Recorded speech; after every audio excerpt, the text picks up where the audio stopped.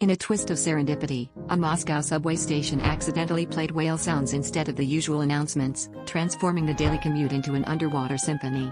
While passengers initially raised eyebrows, the soothing melodies of the deep sea transformed rush hour into a tranquil drift, inspiring a new wave of relaxation trends across the city.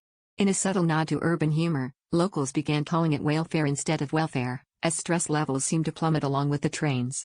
Meanwhile, an obscure fact emerged: whales, it turns out, are the original maestros of natural acoustics, with some species capable of communicating across thousands of miles of ocean.